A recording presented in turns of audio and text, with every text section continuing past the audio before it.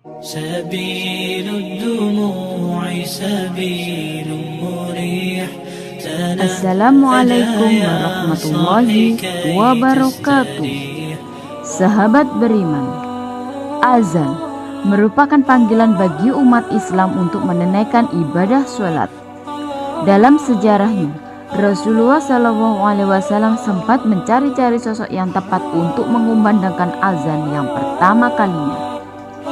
Lantas, mengapa Rasulullah SAW mencari sosok untuk mengumandangkan azan? Mengapa bukan Rasulullah saja yang mengumandangkan azan? Apakah Rasulullah SAW pernah mengumandangkan azan? Apa yang terjadi jika Rasulullah SAW mengumandangkan azan? Tonton video ini hingga akhir dan jangan lupa tekan tombol subscribe, bunyikan notifikasi loncengnya agar membantu channel ini lebih berkembang dalam menyiarkan syiar Islam. Rasulullah SAW sempat kebingungan mencari sosok yang akan mengumandangkan azan. Rasulullah mencari-cari muazin untuk melantunkan azan yang pertama kalinya. Rincian sejarah azan hingga sosok yang menjadi muazin pertama dijelaskan dalam sebuah hadis yang diriwayatkan oleh Imam Muslim. Suatu waktu, ketika kaum muslimin tiba di Madinah, mereka berkumpul sembari menunggu waktu sholat.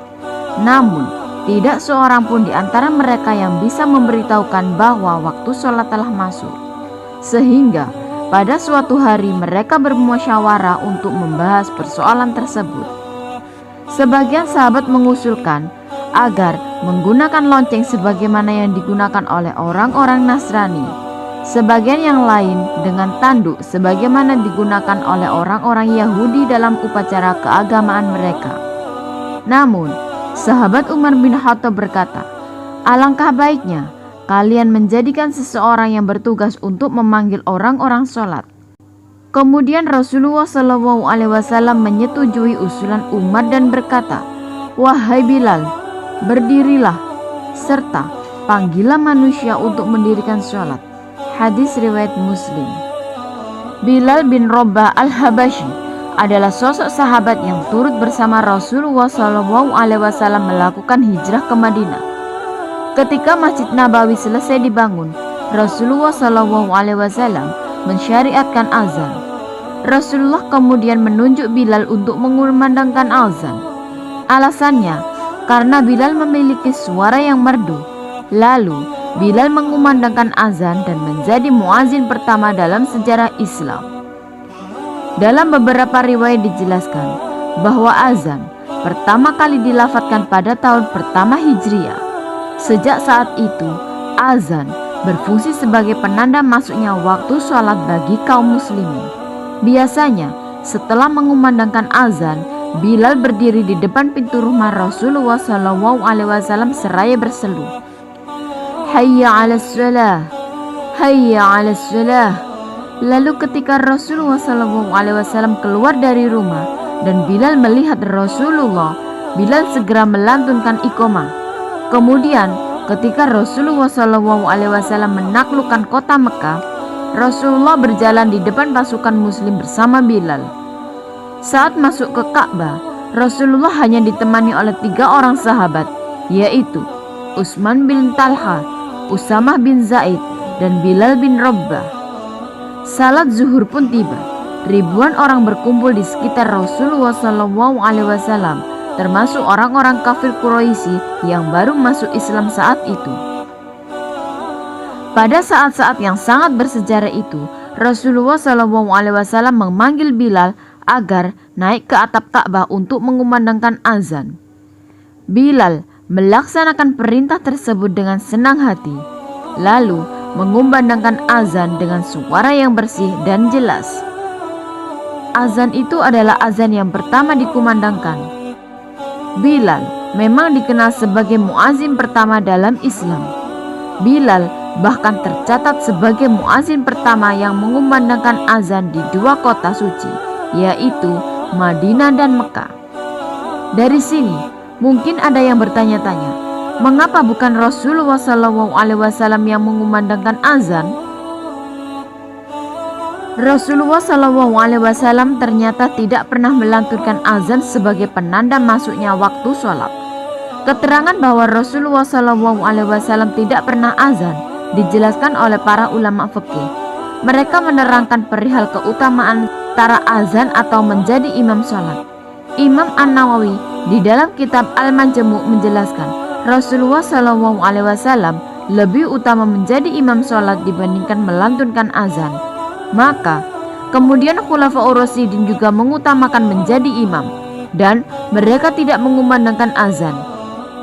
Imam Al-Baihaq dari Umar bin Khattab yang mengatakan, seandainya saya berkesempatan untuk mengumandangkan azan saat menjadi khalifah, maka saya akan mengumandangkan azan. Mereka tidak mengumandangkan azan disebabkan mereka sibuk dengan urusan umat muslim yang tidak bisa digantikan dengan selain mereka. Maka tidak ada waktu kosong untuk mengumandangkan azan. Adapun menjadi imam salat berjamaah merupakan suatu keharusan bagi mereka. Sebenarnya Rasulullah SAW pernah mengumandangkan azan di telinga cucunya Hasan dan Husain saat dilahirkan. Hal ini sebagaimana diceritakan oleh Ubaidillah bin Abi Rafi'. Dari bapaknya ia berkata, saya melihat Rasulullah SAW mengazani telinganya Hasan bin Ali ketika dilahirkan oleh Fatimah, sama seperti azan untuk sholat. Hadis riwayat At-Tirmidzi. Mungkin saja di antara kita ada yang penasaran, bagaimana jika seandainya Rasulullah SAW melantunkan azan, apa yang akan terjadi?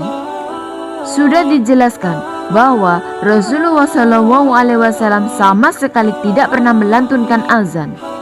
Ulama fikih pun telah merumuskan hikmah-hikmah di balik Rasulullah SAW tidak mengumandangkan azan untuk sholat semasa hidupnya. Jika Rasulullah SAW mengumandangkan azan, maka dikhawatirkan orang-orang yang tidak langsung menjawab seruan Rasulullah SAW. Maksudnya, orang-orang tidak segera bergegas ke masjid untuk melaksanakan ibadah sholat. Kekhawatiran itu bahkan dijelaskan dalam Al-Quran. Allah Subhanahu wa Ta'ala berfirman, maka hendaklah orang-orang yang menyalahi perintah Rasul takut akan ditimpa cobaan atau ditimpa azab yang pedih.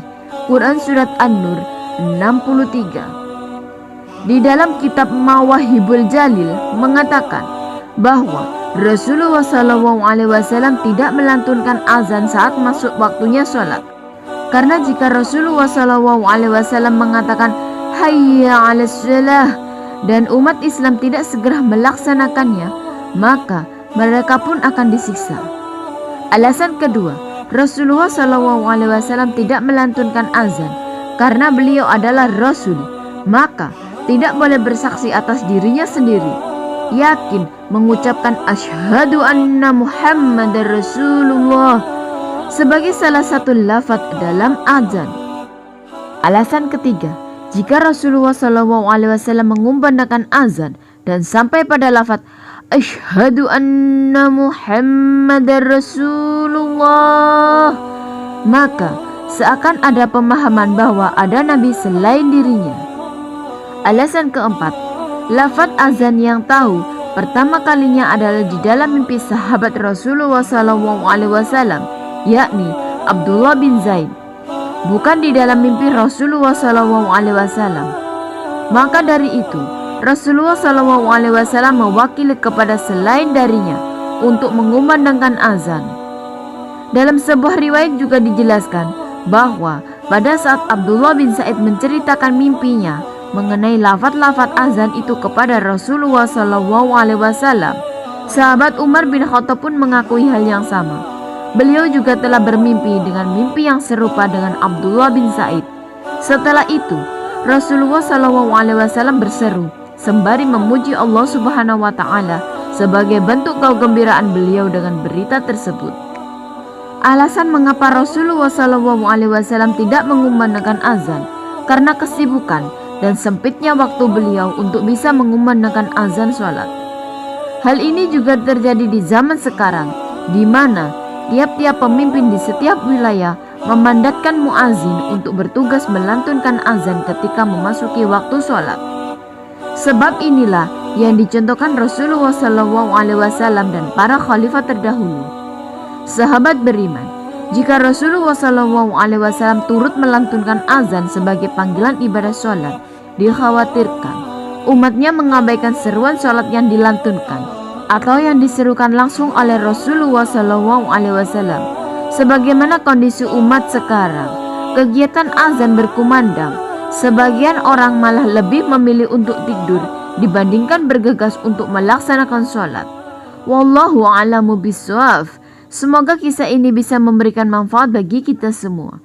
Jika kalian suka dengan channel ini, silakan klik tombol subscribe untuk mendukung channel ini sebagai salah satu channel yang memberikan informasi, kisah-kisah Nabi dan sejarah Islam yang dapat kita teladani sebagai umat muslim. Akhirul kalam, wassalamualaikum warahmatullahi wabarakatuh.